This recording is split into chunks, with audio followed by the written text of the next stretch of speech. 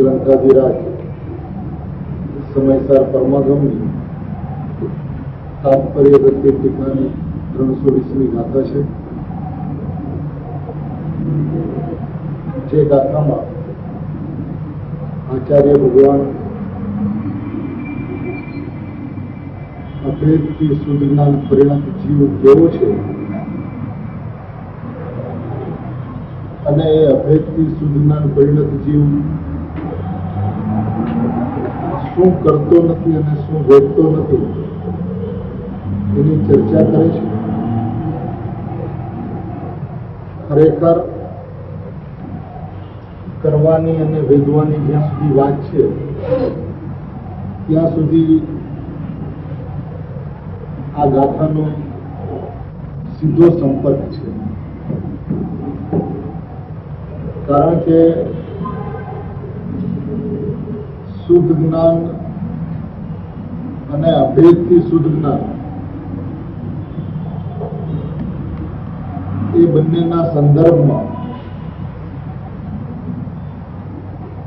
જે વ્યવસ્થા જે છે એ વ્યવસ્થા કોઈ એવા પ્રકારની છે કે જેની અંદરમાં કરવાનો અને વેદવાનો પ્રશ્ન, જેને શુદ્ધ જ્ઞાન કહેવામાં આવે છે,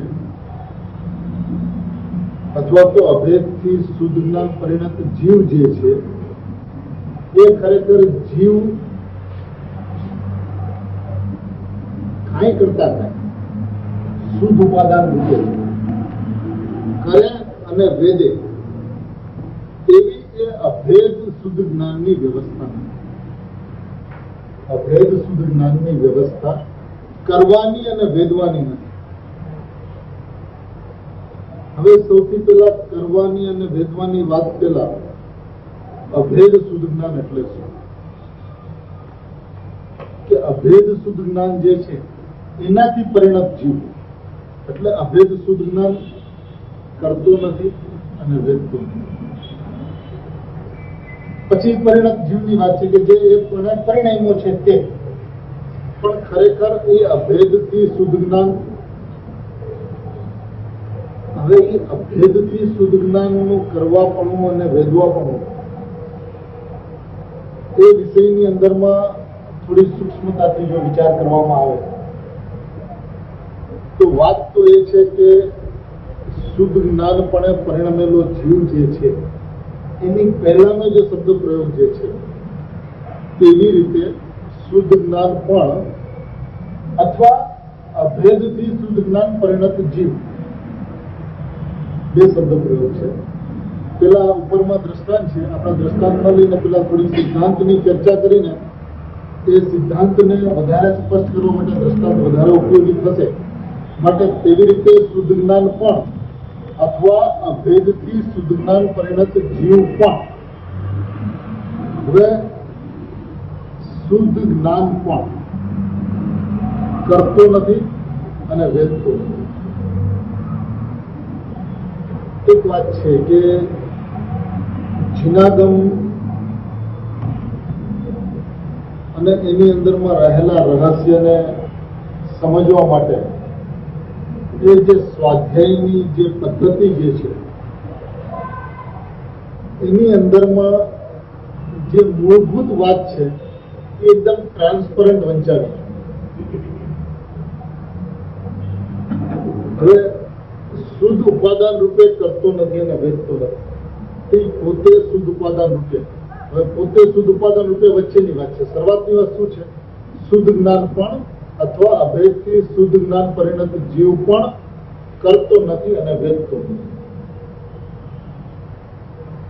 હવે એ જ્યાં સુધી સમજાય નહીં, ચોખ્ખું ન થાય ત્યાં સુધી જીનવાણી સમજવી ઘણી કઠણ છે. જીનવાણી અત્યંત ઉપકારી છે અને એમના ઉપકારની જે વ્યવસ્થા જે છે એની અંદરમાં સર્વપ્રથમ વાત તો ભૂત તો એના પ્રત્યેનો વિનય છે. જીનવાણી પ્રત્યેનો વિનય. કારણ કે લૌકિકની અંદરમાં પણ જેની પાસેથી આપણે કંઈક મેળવતા હોઈએ છીએ એના પ્રત્યેના વિનયમાં આપણે ક્યાંય ચૂકતા નથી. હવે અહીંયા તો એવું મેળવવાનું છે જે અનાદિકાળથી મેળવવું નથી અને એવું મેળવવાનું છે જે અનંતકાળ સુધી છૂટવાનું નથી. એનું જે માધ્યમ જે છે એની જીનેન્દ્ર ભગવાનની સીધે સીધી ઓમ ધ્વનિ જે છે એના પ્રત્યેના વિનયની વ્યવસ્થા પણ મુમુક્ષુ જગતની અંદરમાં અત્યંત આવશ્યક છે. આવશ્યક એટલે છે કે જયારે જીનવાણી સામે હોય છે ને ત્યારે જીનેન્દ્ર ભગવાનના વંદન નથી. જયારે જીનવાણી સામે હોય છે એક તરફ જીનેન્દ્ર ભગવાનની પ્રતિમા હોય અને બીજી તરફ જીનવાણી હોય તો આપણે પ્રતિમાને આડે પડદો લગાડી દઈએ શીશામાં. કે જયારે જીનવાણીમાંથી સ્વાધ્યાય કરવામાં આવે છે ત્યારે અત્યંત પૂજ્ય જીનવાણી એના પ્રત્યેનો કોઈ પણ પ્રકારે અભિનય ન થાય. એ મહિમા અને ગરિમા એની પૂરેપૂરી જળવાવી જોઈએ. માટે એક વખત તમે જીનવાણીને બિરાજમાન કરો. એ બિરાજમાન કરતા પહેલા સૌની સાવધાની હોવી જોઈએ. તમે વાતો કરતા હો અને જીનવાણી બિરાજમાન થઈ જાય તો જીનવાણીનો અભિનય છે. જીનવાણી આવીને બિરાજમાન થાય અને તમે બેઠા રહ્યો તો એ જીનવાણીનો અભિનય છે. જીનવાણી બિરાજમાન થઈ ગઈ અને પછી વક્તા આવે અને તમે વક્તાનો વિનય કરો તો જીનવાણીનો અભિનય છે. જીનવાણી બિરાજમાન છે, હવે કોઈ પણ વક્તા આવે ને આપણે ઉભા થઈએ તો એ જીનવાણીનો સ્પષ્ટ અભિનય છે. તો આ બધી મર્યાદાઓ જે છે એ આપણા જીવનની અંદરમાં અત્યંત સ્પષ્ટ હોય છે. કારણ કે આપણો સૌનો હેતુ એ આચાર્ય ભગવાનની સીધી વાણીમાંથી, એ ગણધર ભગવાનની સીધી વાણીમાંથી આપણે આત્માનું સ્વરૂપ વિશેષ ને વિશેષ સ્પષ્ટ કરીને વિશેષ ને વિશેષ દ્રઢ કરવાનું છે અને દ્રઢ કરીને માર્ગની અંદરમાં ચાલવાનું છે. તો એવી કોઈ પણ પ્રવૃત્તિ આપણા જીવનની અંદરમાં ન હોવી જોઈએ કે જેની અંદરમાં એના ભલે ભાવનાની અંદરમાં ન હોય, ભલે ભાવની અંદરમાં ન હોય, પણ જો પ્રવૃત્તિની અંદરમાં પણ જો અવિનય થઈ જાય છે તો અવિનય એ અવિનય છે. બરાબર. અને અવિનયનો દંડ હોય છે. કારણ કે જે કેનાર જે છે એ કેનાર ક્યાંથી કહેવાનો છે? જગત તો એમ કે તમે શું કહો છો તમને મતલબ નથી, જીનવાણીમાં ક્યાંથી બતાવો. તો આજે એનું માધ્યમ અને આધાર જીનવાણી છે. તો આજે કોઈ પણ સંજોગમાં કોઈ પણ સ્થિતિમાં એમના પ્રત્યેનો અવિનય ન થાય એ આપણી પવિત્ર જવાબદારી છે. એવી જ રીતે આજે જીનવાણી નો ક્રમ જે છે એ પણ ખબર હોવી જોઈએ કે આપણે સામાન્યપણે શબ્દ પ્રયોગની અંદરમાં એમ કહીએ છીએ કે દેવ ગુરુ શાસ્ત્ર, પણ વાસ્તવિકતા છે દેવ શાસ્ત્ર અને ગુરુ. દેવ જીનેન્દ્ર ભગવાન, શાસ્ત્ર જીનવાણી અને ગુરુ એટલે આચાર્ય મુનિરાજ. તો એ દેવ શાસ્ત્ર ગુરુનો ક્રમ છે. તો ગુરુની ઉપર પણ શાસ્ત્ર છે અને એ ગુરુની અંદરમાં તમે વિદ્યા ગુરુ તરીકે જો ગુરુદેવને પણ લઈ લો તો એની ઉપર પણ જીનવાણી આવે છે પેલા. અને બધાને ખબર હશે કે ગુરુદેવે આ મર્યાદા ક્યારે પણ ન તૂટે તો 8:30 નું પ્રવચન હોય તો 7:30 ઉપર ગાદી ઉપર આવીને બેસી જાય. શા માટે? ભક્તિનો આવેશ જીવને વિવેક ભૂલાવે છે. ભક્તિની અંદરમાં પણ વિવેક હોય, ભક્તિની અંદરમાં પણ મર્યાદા હોય. એનો અર્થ એમ નથી કે તમને ગુરુ પ્રત્યેનો વિનય નથી, સર્વાંગી વિનય છે, પણ એ વિનયની અંદરમાં એ જે આમનાઈ જે છે, શુદ્ધ આમનાઈ જે છે એની અંદરમાં ક્યાંય પણ અવિવેક થતો હોય તો એ માર્ગની અંદરમાં સમ્ય નથી.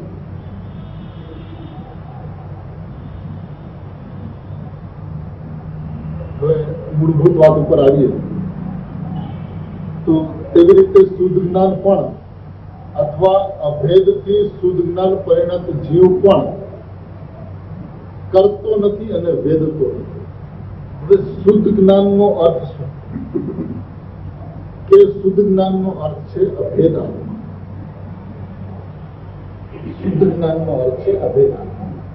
કારણ કે ખરેખર જે જ્ઞાન જે છે ને એ જ્ઞાનની અંદરમાં શુદ્ધતા પણ નથી અને જ્ઞાનની અંદરમાં અશુદ્ધતા પણ નથી. બરાબર. વાસ્તવિકતાથી જો જ્ઞાનના સ્વભાવને જોવામાં આવે તો શુદ્ધતા એ જ્ઞાનનો સ્વભાવ નથી, એવી જ રીતે અશુદ્ધતા એ પણ જ્ઞાનનો સ્વભાવ નથી. ખરેખર જ્ઞાન એ તો જ્ઞાન છે, જ્ઞાયક એ તો જ્ઞાયક છે. એ શુદ્ધ જ્ઞાયક અને અશુદ્ધ જ્ઞાયક એવું કઈ હોતું નથી. પણ સામાન્યપણે જીવોને અશુદ્ધતાનો પરિચય છે. હવે એ અશુદ્ધતાનો પરિચય છે તો એ જે અશુદ્ધતા છે એ આત્મા નથી. તો શું છે? તો એનાથી જે વિપરીત જે છે અશુદ્ધતાથી વિપરીત શુદ્ધતા છે. તો શુદ્ધતા છે તે આત્મા છે, શુદ્ધ છે તે જ્ઞાન છે. એવો એને પરિચય હોવાને કારણે અહીંયા શુદ્ધ જ્ઞાન લખ્યું છે. ખરેખર શુદ્ધ જ્ઞાન કહેતા મૂળભૂત જ્ઞાનની વાત છે, મૂળભૂત જ્ઞાયકની વાત છે, મૂળભૂત આત્માની વાત છે, જેને શુદ્ધતા કે અશુદ્ધતાની કોઈ પણ સાપેક્ષતા લાગતી નથી. બરાબર. એટલે પેલા તો એ છે કે કેવી રીતે શુદ્ધ જ્ઞાન પણ કરતો નથી અને વેચતો નથી. નિરપેક્ષ દ્રવ્યની વાત છે અને નિરપેક્ષ દ્રવ્યની અંદરમાં શુદ્ધ જ્ઞાન પરિણત જીવનની વાત પછી કરે છે. શું છે એમાં? તેવી રીતે શુદ્ધ જ્ઞાન પણ શુદ્ધ ઉપાદાન રૂપે કરતો નથી અને વેચતો નથી. હવે શુદ્ધ જ્ઞાન પણ શુદ્ધ ઉપાદાન રૂપે કરતો નથી અને વેચતો નથી નો અર્થ. તેવી રીતે શુદ્ધ જ્ઞાન પણ શુદ્ધ ઉપાદાન રૂપે કરતો નથી અને વેચતો નથી. કરવાની વ્યવસ્થા અને વેદવાની વ્યવસ્થા એ શુદ્ધ જ્ઞાનની અંદરમાં નથી. છે ને, એનો અર્થ શું થાય કે શુદ્ધ જ્ઞાન પણ કરતો નથી અને વેદતો નથી, એટલે શુદ્ધ જ્ઞાનની અંદરમાં કરવાની અને વેદવાની વ્યવસ્થા નથી.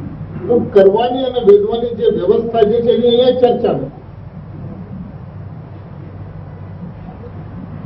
કરવાની અને વેદવાની જે વાત જે છે એની અહીંયા એનો બીજો અર્થ એવો થાય અસ્થિતિ એ શુદ્ધ જ્ઞાન કરતો નથી અને વેદતો નથી. તો હવે કરવાની અને વેદવાની જે ચર્ચા જે છે એ ચર્ચાનો અહીંયા વિષય નથી, કારણ કે એ શુદ્ધ જ્ઞાન જે છે એની અંદરમાં કરવાની અને વેદવાની વ્યવસ્થા નથી. શુદ્ધ જ્ઞાનમાં કરવાની અને વેદવાની વ્યવસ્થા નથી એટલે શું?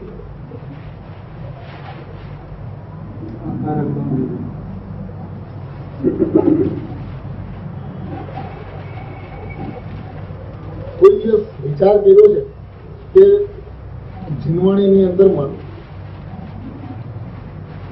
અકર્તૃત્વ, અભોક્તૃત્વ અને અકારક શબ્દ પ્રયોગ છે. એ અકારક નો અર્થ શું છે?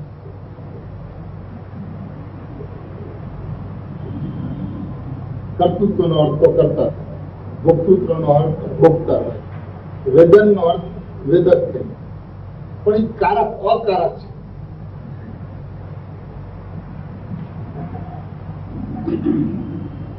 એક નાયકની અંદરમાં એ શુદ્ધ જ્ઞાનની અંદરમાં એ શુદ્ધ ત્રિકાળિક નાયકની અંદરમાં કારણ એ સમ્યક જ્ઞાનનું કારણ થાય એવી વ્યવસ્થા નથી.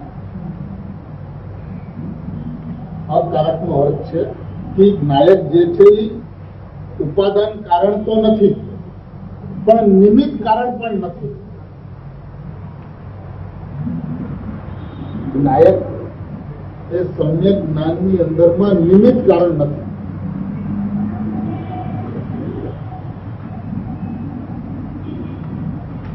જેમ પર્યાયની અંદરમાં રાગ થાય છે, પર્યાયની અંદરમાં રાગ થાય છે, તેનું ઉપાદાન કારણ કોણ છે? તે સ્વયં પોતે છે. અને નિમિત્ત કારણ કોણ છે? તો કર્મનો ઉદય છે. સંવાર થાય છે, તેનું ઉપાદાન કારણ સ્વયં પોતે છે. એનું નિમિત્ત કારણ કર્મનો અનુદય છે, પણ એમ નથી તેનું નિમિત્ત કારણ નાયક છે. એટલે નાયકની અંદરમાં નિમિત્ત કારણની વ્યવસ્થા પણ નથી. ઉપાદાન કારણની વ્યવસ્થા તો છે જ નહીં, પણ નિમિત્ત કારણની વ્યવસ્થા પણ નાયકની અંદરમાં નથી. જો નિમિત્ત કારણની વ્યવસ્થા નાયકની અંદરમાં ન હોય અને જો હોય તો શું વાંધો આવે?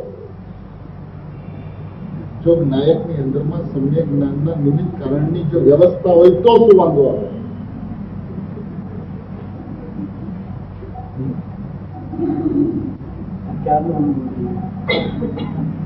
કારણ કે ભાઈ પદાર્થ જ અનાદિ અનંત કોઈનું નિમિત્ત થઈ શકતો નથી. એની સ્વયંની પોતાની પર્યાયનો પણ નહીં. અને જો પર્યાયનું પણ નિમિત્ત કારણ નથી તો એ અકારક છે. શા માટે એ અકારક છે? કારણ કે પરિણમતો જ નથી. જે પર્યાય પરિણમે છે એના પરિણમનની અંદરમાં પરિણમતી વસ્તુ નિમિત્ત હોઈ શકે, પણ એના પરિણમનની અંદરમાં અપરિણામી વસ્તુ કેવી રીતે નિમિત્ત હોય?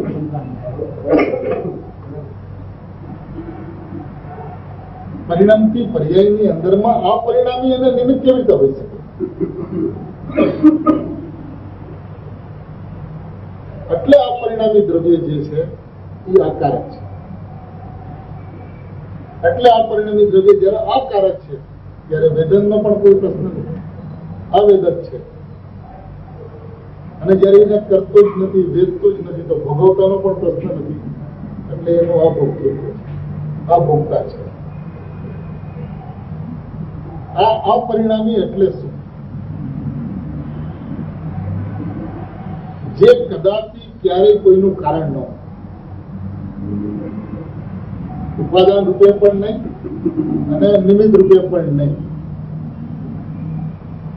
અપરિણામી શુદ્ધ ઉપાદાન દ્રવ્યની અંદરમાં કોઈ નિમિત્તને એ કારણ થાય એવી વ્યવસ્થા, એની પોતાની પર્યાયને એ નિમિત્ત કારણ થાય એવી વ્યવસ્થા આ પરિણામીમાં નથી. હવે આવો અપરિણામી એને સમજાય કે જેની અંદરમાં બીજાનું ભલા બુરાની વાત તો ઘણી દૂર રહો, રાગને કરવાની અને ભોગવવાની વાત તો ઘણી દૂર રહો, જ્ઞાનને કરવાની અને જ્ઞાનને ભોગવવાની વાત પણ જ્યાં દૂર રહે છે,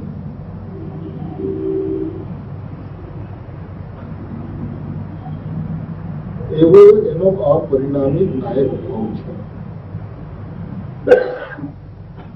આ અપરિણામી કેતા જે સર્વ નિમિત્તોથી રહિત છે, સર્વ કારણોથી રહિત છે, સર્વ વેદનથી રહિત છે, સર્વ ભોગવટાથી રહિત છે, એવો જે અપરિણામી નાયક ભાવ છે તે ખરેખર હું છું એ જ્યાં સુધી એની સમજમાં નથી આવતું, ક્યાં સુધી સમજમાં નથી આવતું? જ્યાં સુધી એનું અકારકપણું સમજાતું નથી ને ત્યાં સુધી સમજમાં નથી. કારણ કે એને એક એવું ઊંડે ઊંડે લાગ્યા કરે છે કે પર્યાયની અંદરમાં જે સમ્યક દર્શન થાય છે ને એનું કારણ જ્ઞાયકનું લક્ષ છે. તો જ્ઞાયકનું લક્ષ જો એનું કારણ છે તો એ કારણ થયું કે ન થયું? સમ્યક દર્શન ઉત્પન્ન થવાની અંદરમાં જ્ઞાયકના લક્ષ્ય સમ્યક દર્શન થાય છે. તો જ્ઞાયક એનું કારણ થયો કે ન થયો? અને થયો તો અપરિણામી રહ્યો કે ન રહ્યો?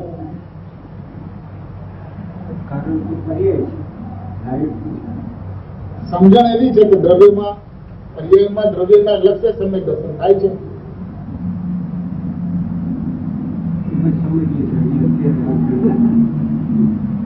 અને આ જે સમજણ છે એને કેટલી ખતરનાક સાબિત થાય છે, કારણ કે એને એનું અકારકપણું શું છે એની સમજમાં નથી.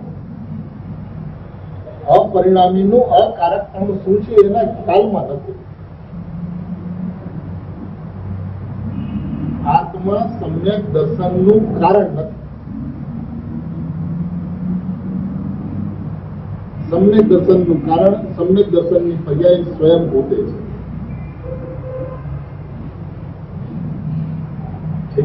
એટલે ઉપાદાન કારણ તો પર્યાય સ્વયં પોતે છે. નિમિત્ત કારણ તો જ્ઞાયક છે. કે નિમિત્ત કારણ એટલે શું? કે સમ્યક દર્શન પોતાના પુરુષાર્થથી પોતાના શ્રદ્ધા ગુણને કારણે સમ્યક દર્શન થયું. પણ એ લક્ષ તો જ્ઞાયક ઉપર છે અને થયું એવું છે.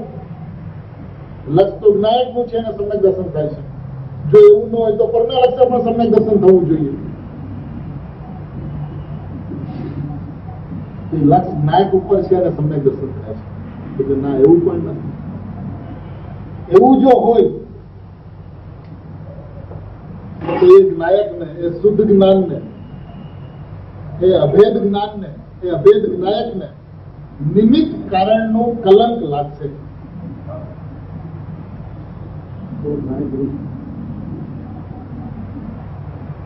અને જ્યાં સુધી તમે એને કારણ તરીકે જોવો છો ત્યાં સુધી દ્રવ્ય પર્યાયની વચ્ચે કારણ કાર્ય સંબંધ સ્થાપો છો. આત્મા સમ્યક દર્શનનું કારણ છે, નિમિત્ત કારણ, ઉપાદાન કારણ નહીં તો નિમિત્ત કારણ છે. તો ત્યાં સુધી તમારા જ્ઞાનની અંદરમાં એ કર્તા છે.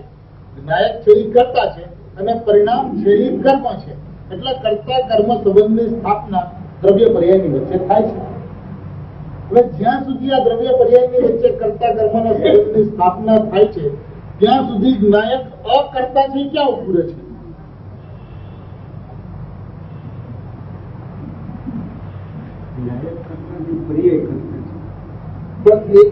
છે તો પર્યાય કરતા, પણ આજે જ્ઞાયકના કારણે તમને દર્શન થાય છે એ વાત ક્યાંથી આવી?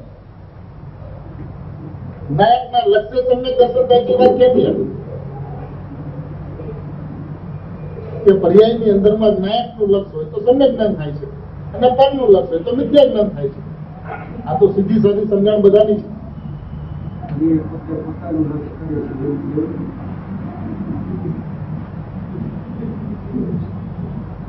અહીં આપણે પર્યાયની ચર્ચામાં વિચારશું પર્યાય કોનું લક્ષ કરે છે. અત્યારે તો ખરેખર એક નાયક શું છે,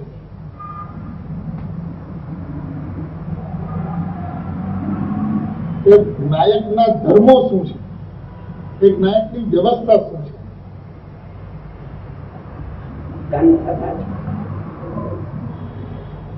જેની અંદરમાં નિમિત્ત કારણની વ્યવસ્થા નથી. નિમિત્ત નૈમિત્તિક એટલે શું ખબર છે? કરતા કર્મ એટલે શું તો બધાને ખબર છે.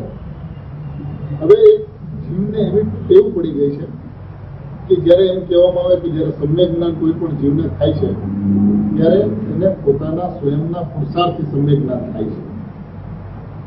અને ત્યારે નિમિત્ત કારણ તરીકે ગુરુને નિમિત્ત કારણ કહેવાય છે, જીનવાણીને નિમિત્ત કારણ કહેવાય છે. તો કે થાય છે તો પોતાના પુરુષાર્થથી, પણ નિમિત્ત હોય તો છે ને, એ નિમિત્ત વગર થાય. હવે જયારે નિમિત્તની વાત કરે છે ત્યારે નિમિત્તને સાક્ષી ભાવે તો જોતો જ નથી. નિમિત્તને હંમેશા એ કરતા ભાવે જોવે છે.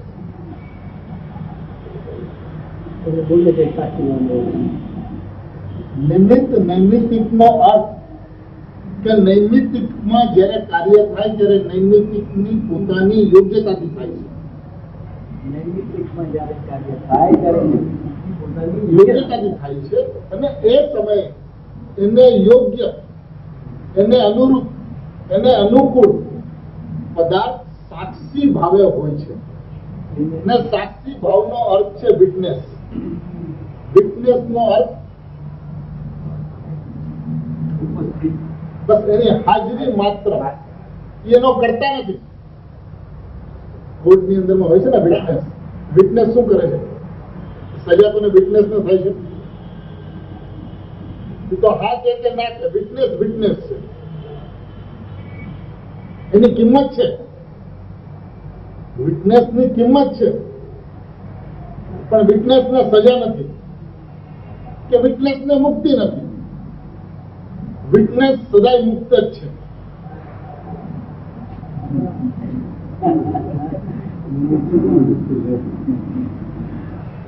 એવી રીતે નિમિત્ત જે છે એ નિમિત્ત સદાય મુક્ત છે. એને મુક્ત થવાનું નથી, એને બંધાવાનું નથી. માટે નાયક મોક્ષ સ્વરૂપ છે, નાયક નો મોક્ષ નથી, કારણ કે નાયક બંધાયેલો નથી. બરાબર. હવે પ્રશ્ન એટલો છે કે નાયક મુક્ત છે એવી વાત જે બેઝ ઉપરથી કરવામાં આવે છે એ બેઝ કેટલું મજબૂત છે એ અત્યંત મહત્વભૂત પ્રશ્ન છે સમ્યક દર્શનમાં.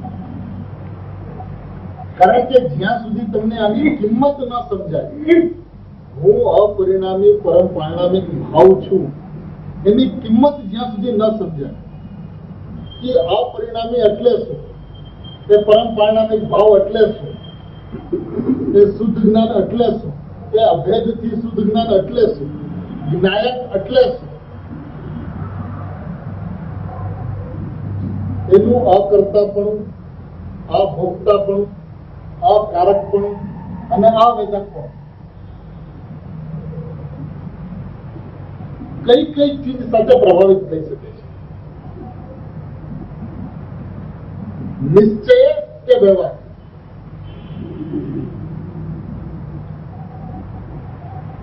જો પરિણામની અંદરમાં સમ્યક જ્ઞાન છે તો એનાથી આત્માની અંદરમાં શું વૃદ્ધિ થાય છે? અને પરિણામની અંદરમાં નિગોદનું દુઃખ છે તો એની અંદરમાં શું હાનિ થાય છે? બંને સ્થિતિની અંદરમાં એનાથી અત્યંત અપ્રભાવિત રહે છે. જો જ્ઞાયક ભાવ બંને સ્થિતિની અંદરમાં એનાથી અત્યંત અપ્રભાવિત રહેતો હોય, નાયક ભાવ એટલે શું? ગુરુદેવ. જગત આખી ગુરુદેવની પ્રશંસા કરે, ગુરુદેવને શું? અને જેટલું જગત પ્રશંસા કરે એનાથી વધારે જગત એમની આ પ્રશંસા કરે તો એને શું? એ બંનેથી અત્યંત અપ્રભાવિત, એનું નામ ગુરુદેવ. મોક્ષનું સુખ અને નિગોદનું દુઃખ બંનેથી અત્યંત અપ્રભાવિત, અને એની અંદરમાં મહત્વની વાત તો એ છે કે સુખ જે ઉત્પન્ન થાય છે એનું એ નિમિત્ત કારણ નથી. આ વાત જેવી તેવી નથી. ઉપાદાન કારણ તો એ પર્યાય સ્વયં પોતે છે, પણ એ સમ્યક જ્ઞાનની અંદરમાં નાયક નિમિત્ત કારણ નથી. એટલે કે એવું અકારણ પણ જો સમજાય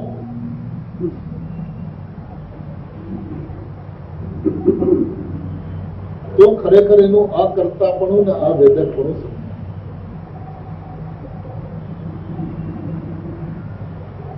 અપરિણામીને સમજવો તો પડશે. અપરિણામીને પરિણામની અંદરમાં સમજવો તો પડશે કે અપરિણામી કેવું છે. એ અપરિણામી સમજાય છે પરિણામમાં છે. અપરિણામીને સમજવાની કઈ જરૂર નથી. કારણ કે પરિણામને અપરિણામી એટલે સમજવાનો છે કે પરિણામનો સ્વર, પરિણામનો ધ્વનિ હું અપરિણામી છું એવો નીકળે, અને એવો નીકળે ત્યારે પરિણામ શું કે હું સમ્યક જ્ઞાનનું નિમિત્ત કરતા નથી.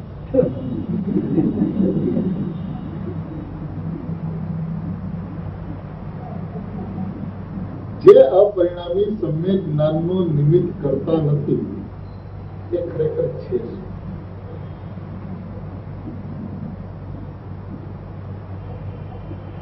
ભાઈ આખી જ્ઞાયકની જે ટેકનોલોજી જે છે, એટલે કે જ્ઞાયકની જે વ્યવસ્થા જે છે, એ વ્યવસ્થા તો જ્ઞાનની અંદરમાં અત્યંત સ્પષ્ટ છે.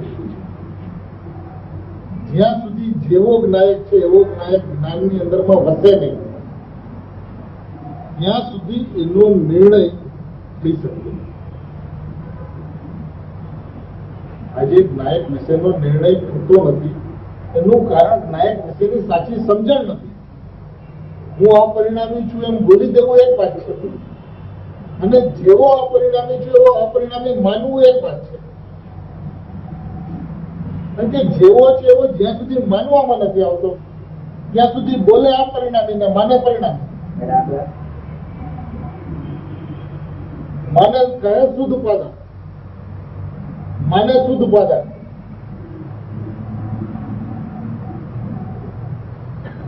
બોલવાની અંદરમાં શુદ્ધ ઉપાદાન કેવું તે એક વાત છે, અને માનવાની અંદરમાં અશુદ્ધ ઉપાદાન માનો.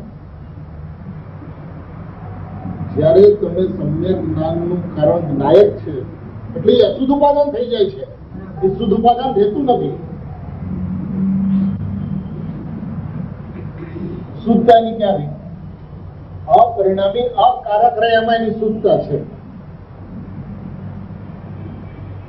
નાયકના લક્ષ્ય સમ્યક જ્ઞાન થાય તો એની અશુદ્ધતા છે, એની શુદ્ધતા ક્યાં રહી?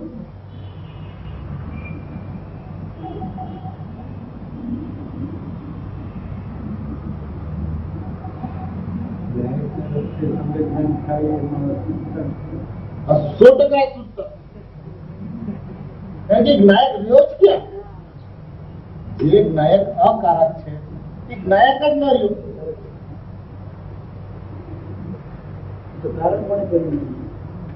તમે એને કારણ જોયું ને, સમ્યક જ્ઞાન નું જે કાર્ય જે થાય છે એનું કારણ જ્ઞાયક છે. કાર્ય પરિણામની અંદરમાં અને એનું કારણ જ્ઞાયક. તો જેને તમે અકારક કહો છો એને તમે કારણ કહો છો. એની શુદ્ધતા છે કે અશુદ્ધતા છે?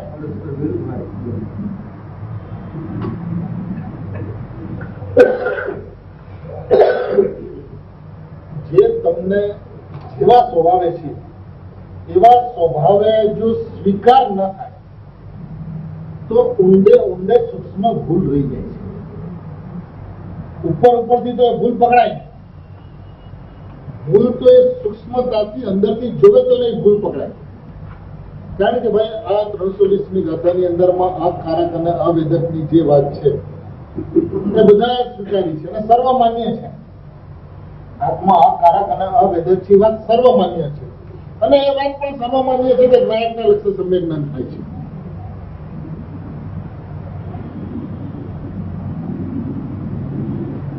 જો જ્ઞાયકના લક્ષ્ય સમ્યક જ્ઞાન થાય છે તો આ કારક રહે છે ક્યાં પ્રભુ? આ કારક નથી તો કારક છે, કારક નથી તો કારક છે. અચ્છા, કારક છે એનો મતલબ શું? વેદક છે, અવેદક નથી, વેદક છે. વેદક છે એટલે એ ભોગતા છે અને ભોગવાપણું, વેદવાપણું કે કારણપણું આ બધું પર્યાયની અંદરમાં તો હોય છે પણ જ્ઞાયકની અંદરમાં નથી હોતું. હવે આ બધું જો જ્ઞાયકની અંદરમાં છે તો એ અપરિણામી ક્યાં છે? તો પરિણામી છે. જો કરવાપણું, વેદવાપણું અને ભોગવાપણું છે તો એ અપરિણામી ક્યાં આવ્યું?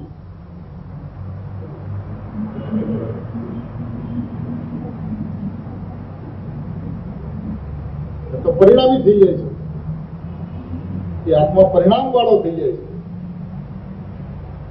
એનો જે મૂળભૂત ત્રિકાળ જે સ્વભાવ જે છે એ આખો આખો લોપ થઈ જાય. એની શુદ્ધતા રહી ક્યાં? એ તો અત્યંત અશુદ્ધ સિદ્ધ થયું.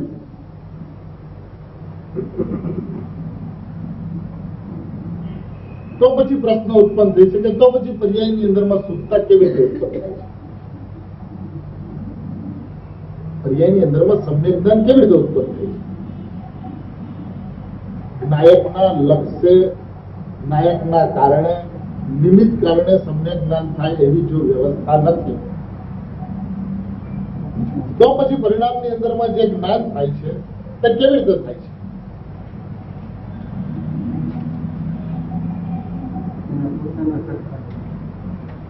સર્વપ્રથમ તો પર્યાયનું સામર્થ્ય સમજવું પડશે કે પર્યાયની શક્તિ શું છે. હવે એ પર્યાયની જે શક્તિ જે છે એ શક્તિ છે પરિણામવાની. ઉત્પાદ વ્યયરૂપ પરિણમવાનો પર્યાયનો સ્વભાવ છે. હવે એ પર્યાય જયારે પરિણમે છે ત્યારે એ જયારે પરની અંદરમાં અહમ કરે છે, એ પર્યાય જયારે એમ કહે છે કે શરીર તે હું છું, તો એવું નક્કી કરવામાં એને શરીરના કેટલા પરમાણુઓ લેવા પડે છે?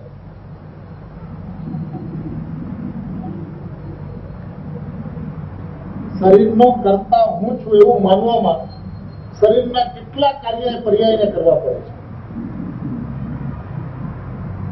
5 ઇન્દ્રિયના વિષયને હું ભોગવું છું એવી માન્યતાની અંદરમાં કેટલી ઇન્દ્રિયોના વિષયને એને ભોગવવા પડે છે?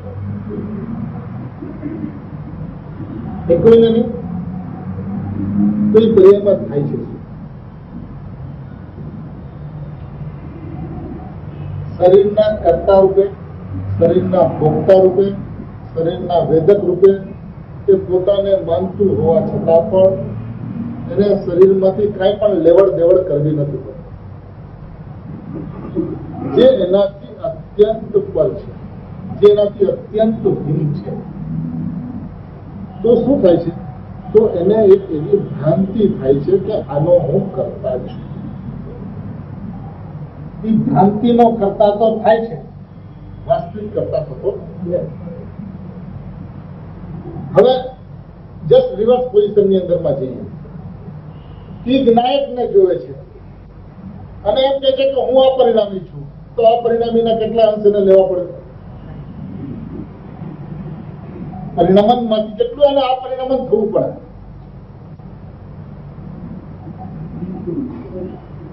એમ કે હું આ કરતા છું, તો આ પરિણામીનું આ કરતા પણ એને કેટલું પર્યાયની અંદરમાં લાવવું પડે કે એનું કરતા પણ છૂટે?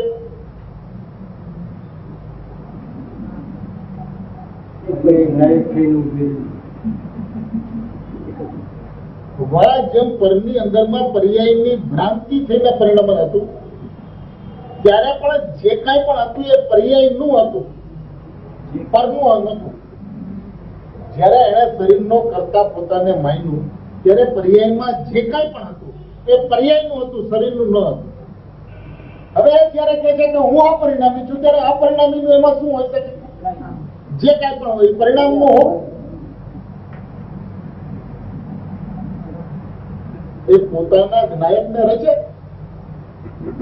પોતાના સામર્થ્યથી પોતાના જ્ઞાયકને રચે, પર્યાય પર્યાયના જ્ઞાયકને રચે, પર્યાય પર્યાયના જ્ઞાયકને વેદે, પર્યાય પર્યાયના જ્ઞાયકને ભોગવે, પર્યાયનો જ્ઞાયક પર્યાયનું કારણ હો.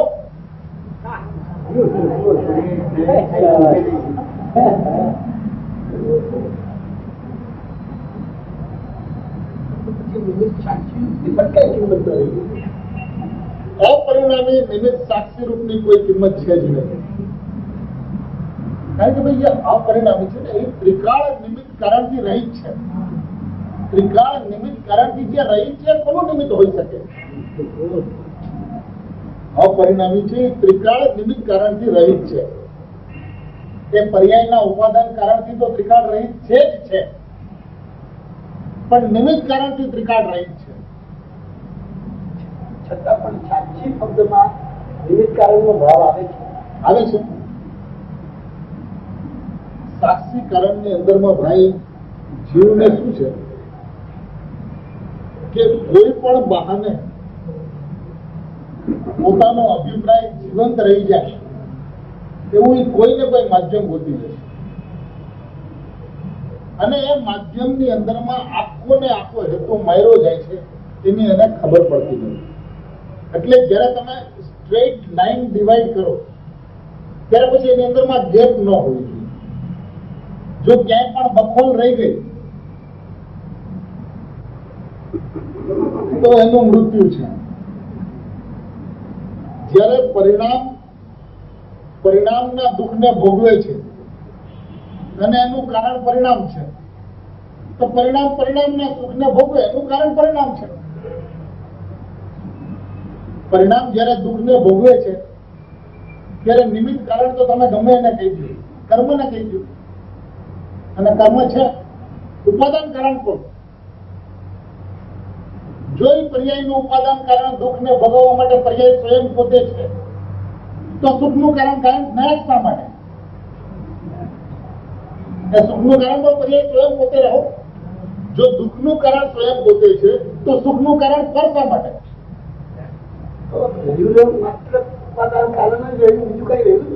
વ્યવસ્થા તો એ છે, વ્યવસ્થા તો એ છે ભાઈ શુદ્ધના પરિણત જીવ કેવી રીતે પરિણમે છે એ વાત પછીની વાત. પણ પહેલા જયારે તમે વ્યવસ્થાને જયારે સમજો છો ત્યારે વ્યવસ્થાની અંદરમાં તો એમ છે આ પરિણામી છે ને ભાઈ, એ અપરિણામી કોઈનું નિમિત્ત થઈ જાય તો એ અપરિણામી નથી. ભાઈ આ ત્રિકાળ નિમિત્ત કારણ રહિત છે અપરિણામી, એ એને સમજાવવું છે.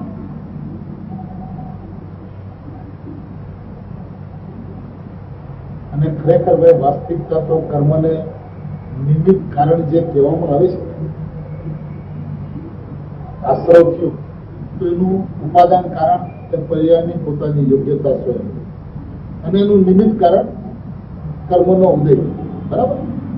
હવે વાસ્તવિકતાથી જો કર્મ શું છે આપણે થોડુંક એનાલિસિસ કરીએ. જે કર્મનો જે સ્કંદ જે છે, કર્મનો જથ્થો છે કાર્મણ વર્ગ. હવે કાર્મણનો જે જથ્થો જે છે એ કેવી રીતે છે? સ્કંદ છે. હવે તમે એના એક એક પરમાણુ કરો, એક એક પરમાણુ અનંત પરમાણુઓનો જથ્થો છે, અનંત પરમાણુઓનો સ્કંદ છે. હવે જે એક એક પરમાણુ જે છે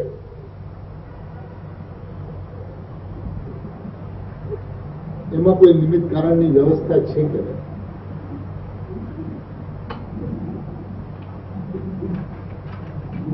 એક ઉદ્ગલ પરમાણુમાં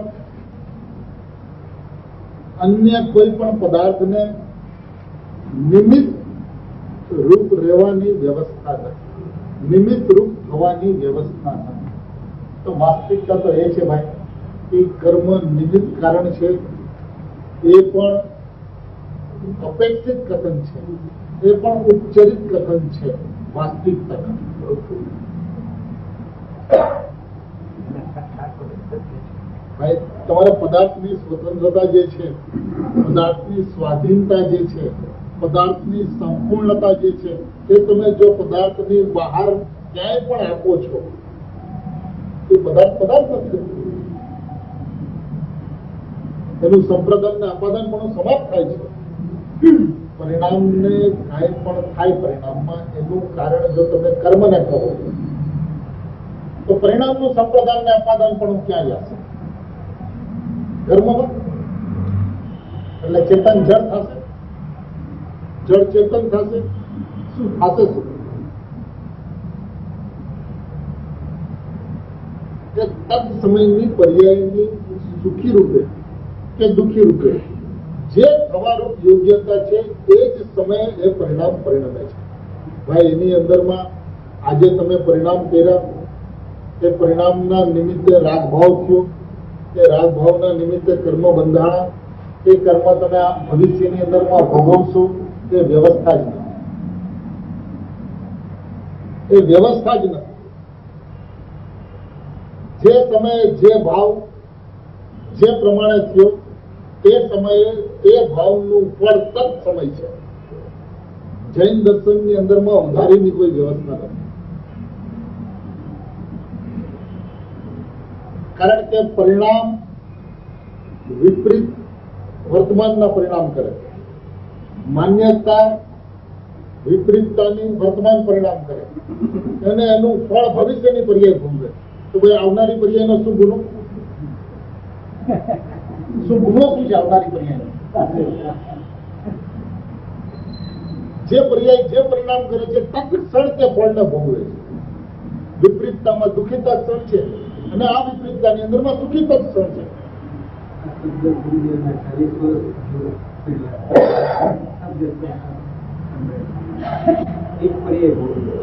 તત્ક્ષણ. કારણ કે જો એવું હોય ને કે ભાઈ અત્યારે જે વિપરીતતા છે અને એનું દુઃખ ભવિષ્યની અંદરમાં આવે છે, તો અત્યારે આ વિપરીતતા થાય અને એનું સુખ ભવિષ્યમાં આવશે.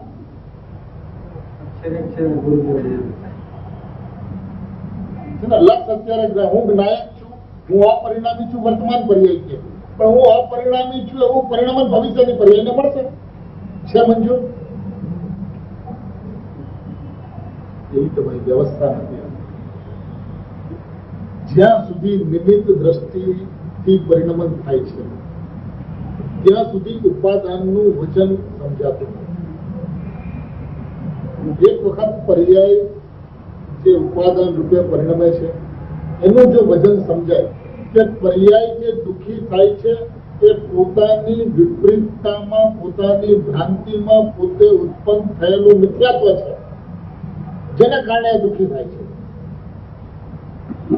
અને સમ્યક્ત્વની અંદરમાં પોતે નિભ્રાંતપણે પોતામાં ઉત્પન્ન થયેલું જ્ઞાયકત્વ છે. જ્ઞાયક નહીં, જ્ઞાયકત્વ, એના કારણે સુખી છે. જ્ઞાયક નહીં, જ્ઞાયકત્વ.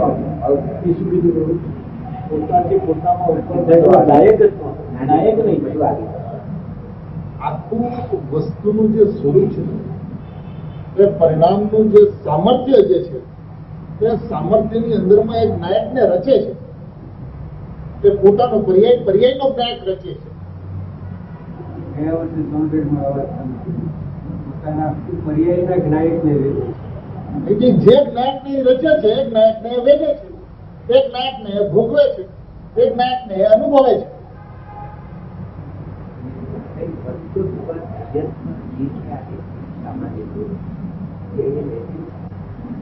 આખી વ્યવસ્થા કેવા પ્રકારની છે કે જો એવું જો ન હોય ને તો વસ્તુ રહે નહીં.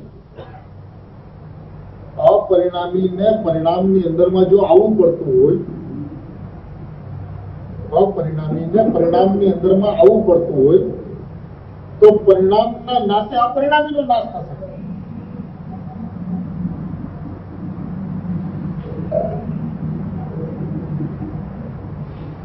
ભાઈ ત્રણ કાળની અંદરમાં અપરિણામી કરતા અને પરિણામ એનું કર્મ એવી વ્યવસ્થા છે જ નહીં.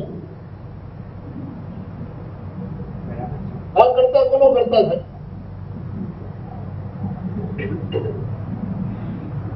આ પથ્થર છે, પથ્થર. હવે ઈ કોનો કરતા થાય?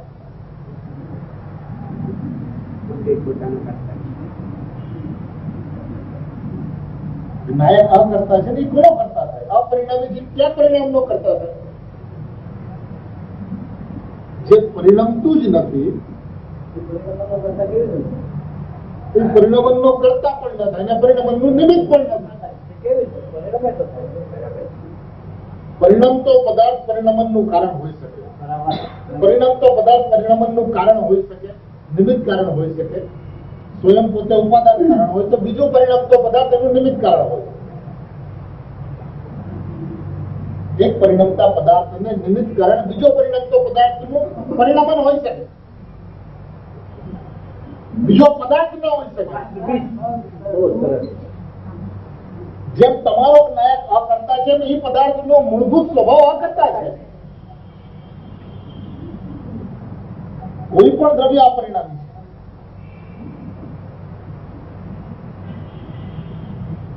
પર્યાયની અંદરમાં પરિણમન છે, દ્રવ્યમાં પરિણમન થોડી ના છે. જે પરિણમતી પર્યાયનું નિમિત્ત કારણ પણ જે છે એ અપરિણમતા પદાર્થનું પરિણમન જે છે એ નિમિત્ત કારણ છે.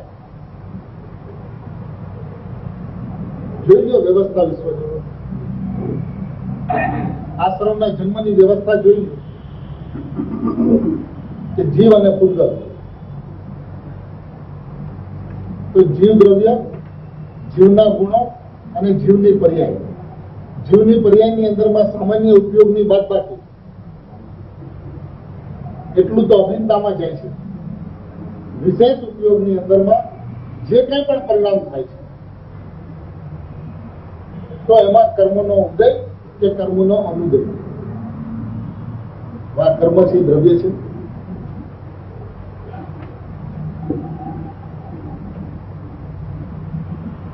તેની વર્તમાન પર્યાય છે. દ્રવ્ય તો કાલાણું છે.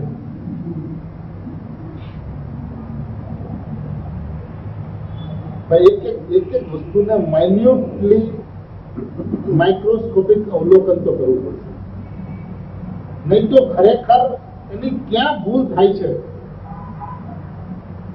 તો જે કર્મ જે દ્રવ્ય જળ દ્રવ્ય છે તો એ દ્રવ્ય છે તો એ દ્રવ્યનું જે પરિણમન જે છે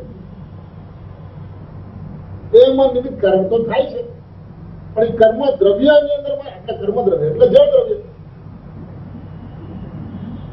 એ નિમિત્ત કારણ નથી.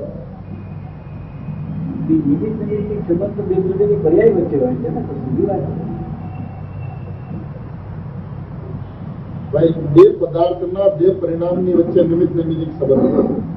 બે પદાર્થના બે પરિણામની વચ્ચે કર્તા કર્મ સંબંધ ન હોય. અને વ્યવહારે એવું કહેવાય કે એક પદાર્થના દ્રવ્ય પર્યાય વચ્ચે કર્તા કર્મ સંબંધ હોય, પણ એવું વ્યવહારે કહેવાય.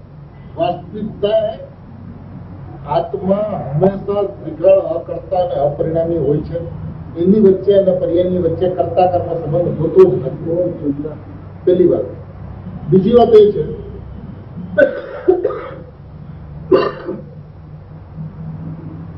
કે સમ્યક દર્શન થાય છે જે સમયે શુદ્ધોપયોગ રૂપ પરિણમન છે ત્યારે શું છે? આ એક બહુ મોટો પ્રશ્ન છે કે જો તમે આત્માને નાયકને અપરિણામી કહો અને પરિણામની અંદરમાં જે શુદ્ધતા ઉત્પન્ન થઈ, સમ્યક તો ઉત્પન્ન થયું, એનું નિમિત્ત કારણ નાયક નથી, તો અનુભવના સમયે શું છે? તો કે અનુભવના સમયે અપરિણામી પણ નથી અને અનુભવના સમયે પરિણામ પણ નથી.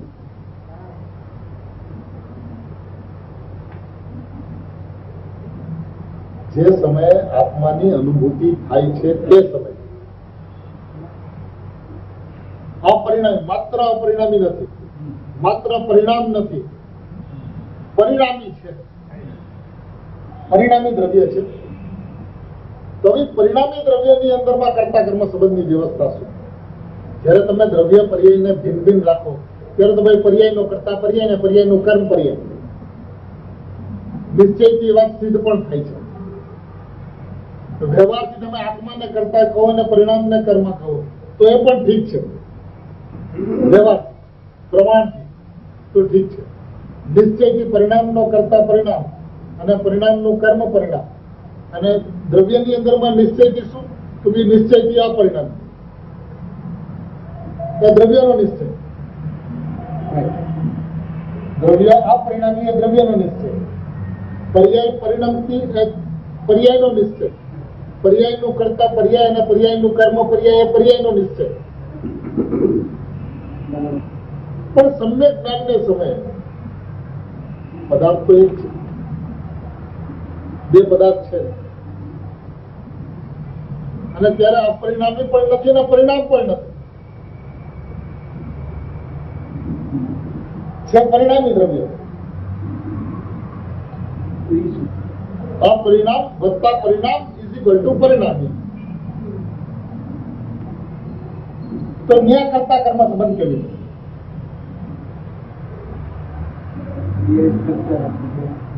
પણ ભાઈ ખાલી પર્યાય તો છે ને, તો એ દ્રવ્યની પર્યાયનું પરિણામનું કારણ થાય એવું પણ અનુભવના સમય નથી.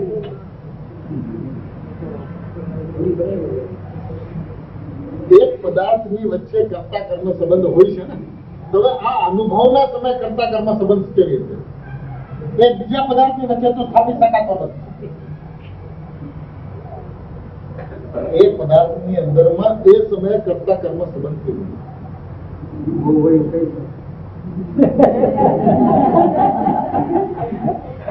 બાપા બધા આવી ગયા. કારણ કે ભાઈ વ્યવસ્થા તો છે ને અત્યંત સ્પષ્ટ છે અને એ સ્પષ્ટ વ્યવસ્થા એવી છે કે પરિણામી દ્રવ્ય છે તમે શું છે અપરિણામી પણ નથી અને પરિણામ પણ નથી. એ સમય પરિણામી દ્રવ્ય છે. તો એ પરિણામી દ્રવ્ય કરતા અને પરિણામી દ્રવ્ય પરિણામી દ્રવ્ય કરતા અને પરિણામી દ્રવ્ય કર્મ એ બિલકુલ નહીં. કારણ કે ભાઈ એ અનુભવના સમયે માત્ર પરિણામ નથી. અનુભવના સમય અપરિણામી વત્તા પરિણામ. પરિણામી દ્રવ્યનો અર્થ એ થાય કે અપરિણામી પ્લસ પરિણામ ઇઝ ઇક્વલ ટુ પરિણામી દ્રવ્ય. તો અહીંયા આખું પરિણામી દ્રવ્ય છે. જ્યાં દ્રવ્ય પર્યાયના ભેદ નથી. જ્યાં પર્યાય છે એ દ્રવ્ય છે અને દ્રવ્ય છે એ પર્યાય છે. આ તો આપણા દ્રષ્ટિનો વિષય ચોખ્ખો કરવાનો છે કે અપરિણામી પરિણામતો નથી. પણ અનુભવના સમય એવું કઈ જ નથી. અનુભવના સમય તો આત્મા છે. અનુભવના સમયે જે દ્રવ્ય છે જે આત્મા છે કેવો છે તો પરિણામી છે. તો પરિણામી દ્રવ્ય કરતા છે અને પરિણામી દ્રવ્ય કર્મ છે.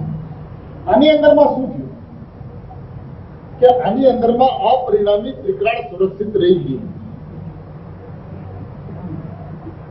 પરિણામી દ્રવ્ય કરતા અને પરિણામી દ્રવ્ય કર્મ એ તો માત્ર અનુભવના સમય છે. અને એમ કહેતા અકર્તા અપરિણામી નાયક જે છે તે ત્રિકાળ કરતા કર્મથી રહિત રહી ગયું. એ કર્તા કર્મ સંબંધ પરિણામી દ્રવ્યમાં તમે સ્થાયી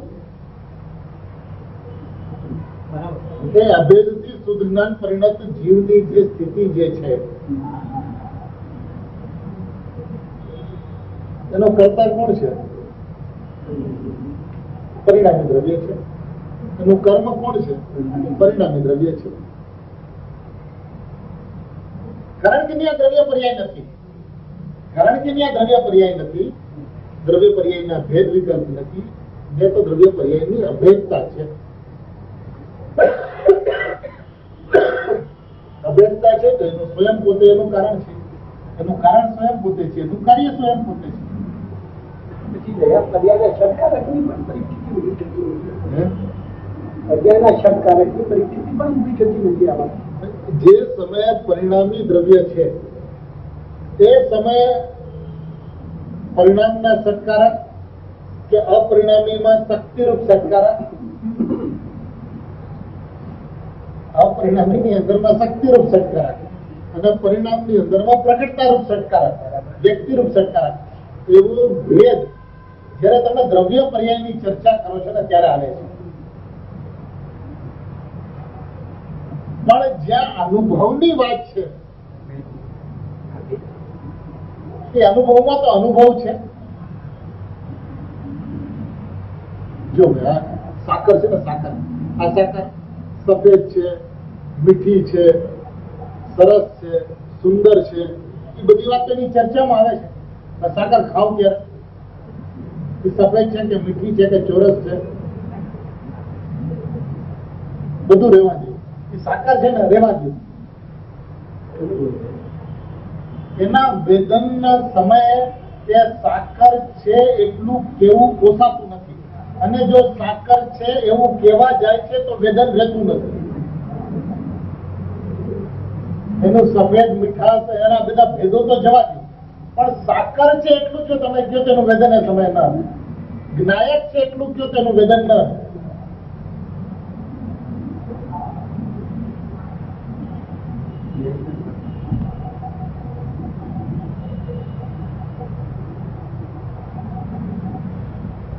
એનો ભય કરતા કર્મ સંબંધ પરિણામી દ્રવ્ય જેનું કરતા છે અને પરિણામી દ્રવ્ય જેનું કર્મ છે, એની અંદરમાં અપરિણામી દ્રવ્યનું ત્રિકાળ નિમિત્ત કારણ રહિતતા જે છે, એનું ત્રિકાળ અકારકપણું છે, એ સુરક્ષિત રહી જાય છે, એક બંધ રહી જાય છે. આ અપરિણામી શું છે એ હજી વિશેષ સમજવા યોગ્ય છે. એની અપૂર્વતા, એનું સામર્થ્ય, એનો મહિમા ગુરુદેવે પોતાના સમસ્ત જીવન દરમિયાન જેટલો ગાયો છે એનો 5% પણ જો સમજી લેવામાં આવે, ગુરુદેવની સંપૂર્ણ વાત સમજાઈ જાય તો એ ગુરુદેવથી આગળ નીકળી જાય. ગુરુદેવને 4 ભાવ કરવા પડે, એનો એક ભાવમાં કિનારો આવી જાય, પણ એની 5% વાત પણ જો સમજાઈ જાય તો ખરેખર આ કાળના વિશે ગુરુદેવનો શું ઉપકાર છે, શું કરુણા છે, એ ક્યારેક સમજી શકાય એવું છે. કારણ કે 5%ની અંદરમાં પણ એને આત્મદર્શન થઈ જશે. એટલી અપૂર્વ સ્થિતિ કોઈ સહજે આપણી સામે આવીને ઉભી છે. સરળતાપૂર્વક, ન્યાયથી, કોઈ પણ પક્ષ વિના જેવું વસ્તુનું સ્વરૂપ છે એવું વસ્તુ સ્વરૂપ જો એની આમન્ય એ જાળવે, એની મર્યાદા એ જાળવે તો એની અંદરમાં ગુરુદેવ પ્રત્યેનો વિવેક છે, ગુરુદેવ પ્રત્યેની ભક્તિ છે, જીનવાણી પ્રત્યેનો વિવેક છે, જીનવાણી પ્રત્યેની ભક્તિ છે, તીર્થંકર પ્રત્યેનો વિવેક છે, તીર્થંકર પ્રત્યેની ભક્તિ છે. અને આ ત્રણમાંથી એકમાં પણ જો એ ઓછું વધુ સમજે છે કે સમજાવે છે તો એ ત્રણેયથી ચ્યુત ભ્રષ્ટ છે. એ ગુરુના સાનિધ્યમાં પણ નથી, જીનવાણીના સાનિધ્યમાં પણ નથી, અને દેવના સાનિધ્યમાં પણ નથી. તો આ જવાબદારી કહેનારની છે કે એવી કોઈ વાત ન કરે જેનાથી જીનાગમની મર્યાદા, જીનવાણીની મર્યાદા નહીં ઓળંગે, વ્યતિક્રમે, એવું ક્યારે પણ ન. પણ જે સાચું છે, જેવું સ્વરૂપ છે, કારણ કે ભાઈ જીનવાણીની અંદરમાં પણ વ્યવહારના કથનો ઠેર ઠેર છે. એનું કારણ છે કે લોકોને વ્યવહારનો પક્ષ જ વિશેષ છે. તો જેનો પક્ષ વિશેષ છે, જેનાથી એને વસ્તુ સમજાય છે, એનાથી વસ્તુ સમજાવી છે. પણ જેનાથી વસ્તુ સમજાવી એ વસ્તુ સમજવા માટેનું માધ્યમ હતું, એ માધ્યમ પકડવા માટે નહોતું. હવે એ માધ્યમ એને, જેમ આપણે સીડી ચડીએ તો એ જે કઠોળો હોય એ અવલંબન માટે છે. અવલંબન માટે છે એટલે પકડી રાખો. કેટલા પગથિયા ચડાશે? ચડતા છોડતા જાઓ ને ચડતા જાઓ, છોડતા જાઓ ને ચડતા જાઓ, છોડતા જાઓ ને ચડતા જાઓ. જે માધ્યમ ભેદને ભૂલવા માટે, ભેદ છોડાવવા માટે છે, એ ભેદને જ પકડા, એ વ્યવહારના અભ્યાસને જ પકડો. દ્રવ્ય અને પર્યાયની વચ્ચે છઠ્ઠી ગાથામાં કર્તા કર્મ સંબંધ થાય છે. છઠ્ઠી ગાથા કર્તા કર્મ સંબંધ થાય છે. આત્મા કરતા ને પરિણામ એનું કર્મ. માની લીધું એને સાચું. તો છઠ્ઠી ગાથાનો વિષય એ ના પણ આચાર્ય ભગવાને લખ્યું છે. તો એ તારી અસાવધાની છે. ત્યાં જેના સંદર્ભમાં કરતા કર્મ સંબંધ સ્થાપ્યો છે એ સમજી લેવું જોઈએ. અને એવું વસ્તુનું સ્વરૂપ નથી એવો એનો નિર્ધાર હોવો જોઈએ. એ છઠ્ઠી ગાથા ભગવાનની વાણી કેમ નથી? નિર્ણયની અંદરમાં, મક્કમતાની અંદરમાં વસ્તુ સ્વરૂપથી બિલકુલ ચલાયમાન ન હોવો જોઈએ. અને પરિણમનની અંદરમાં વિવેક એટલે સર્વસ્વ સાષ્ટાંગ એના પ્રતિ લેશ માત્ર પણ લવલેશ માત્ર પણ પોતાનું બિલકુલ અભિમાન જો ઉત્પન્ન થાય તો એ દેવ શાસ્ત્ર ગુરુનો અભિમાન છે. એ મર્યાદા નું ઉલ્લંઘન છે. અને એ સ્થિતિની અંદરમાં આત્મજ્ઞાન થતું નથી. થયું હોય તો ટકતું નથી. થયું હોય તો ટકતું નથી એવો પણ નિયમ છે. માટે આ મર્યાદા તો વક્તા કે શ્રોતા સવે એ મર્યાદા જાળવીને એના પ્રત્યેનો વિનય અને વિવેક પ્રવર્તવો જોઈએ. પરિણામી દ્રવ્ય કરતા ને પરિણામી દ્રવ્ય કર્મ એનો અર્થ આપણે વિશે વિશ્લેષણ કરીએ તો દ્રવ્યના ષટકારક અને પર્યાયના ષટકારક કાર્ય થાય ખરું કે નહીં? ભાઈ, જયારે પરિણામી દ્રવ્યની વાત છે ત્યારે અપરિણામી દ્રવ્ય અને પરિણામની ચર્ચા છે. અને જો અપરિણામી અને પરિણામની ચર્ચા લાવો છો તો એ પરિણામી દ્રવ્ય નથી. પ્રશ્ન એ કે જયારે અનુભવ છે ત્યારે આત્મા નથી.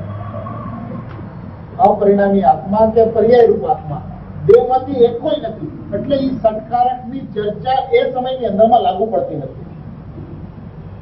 એ આખી જે પરિણામીપણાની જે સ્થિતિ જે છે, પરિણામી દ્રવ્યની જે સ્થિતિ છે એની અંદરમાં જે કંઈ પણ છે એ આત્મા છે.